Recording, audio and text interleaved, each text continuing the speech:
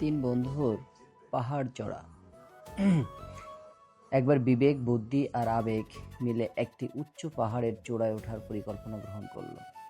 পাহাড়ের নাম ছিল সাফল্য। কিছু দূর যাওয়ার পর একটি গভীর খাদের সামনে এসে দাঁড়ালো। খাদের উপরে যাওয়ার জন্য একটি সরু দড়ি টানানো ছিল। আবেগ উত্তেজিত হয়ে বলে উঠল, আমি এখনই ঝাঁপ দেব। আমার বিশ্বাস আমি পারবো। ভয় পাওয়ার কিছু নাই, রোমাঞ্চই আসল জীবন। সে কোনো কিছু না ভেবেই দৌড় দিল, কিন্তু বুদ্ধি তাকে টেনে ধরলো।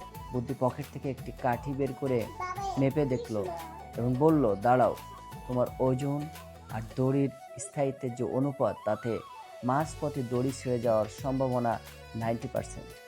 আমাদের আগে একটি মজবুত খুঁটি খুঁজতে হবে। তখন বিবেক শান্ত স্বরে বললেন, আবেগ, তুমি শুধু নিজের আনন্দ খুঁজেছ, কিন্তু পড়ে গেলে তোমার পরিবারের কি হবে?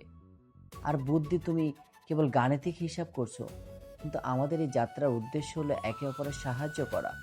শুধু নিজে পার হওয়া বড় কথা নয়, সবাইকে নিয়ে নিরাপদে পৌঁছানোই আমাদের দায়িত্ব। ফলাফল, বিবেকের কথায় আবেগ শান্ত হলো, আর বুদ্ধির কথা তার পরিকল্পনা কিছুটা বদলালো। বুদ্ধি একটি মজবুত সেতু বানানোর নকশা করলো, আবেগ সেই সেতু বানাতে হাড় ভাঙ্গা খাটুনি দিল, আর বিবেক তদারকি করলো যাতে তার পিছিয়ে না পড়ে। অবশেষে তারা তিনজনেই হাত ধরে উপরে চূড়ায় পৌঁছালো।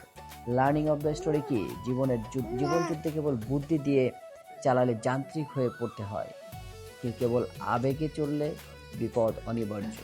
আর বিবেকের তাড়না সারা সাফল্য মূল্যহীন। এই তিন সঠিক সমন্বয় হলো সতর্কতা,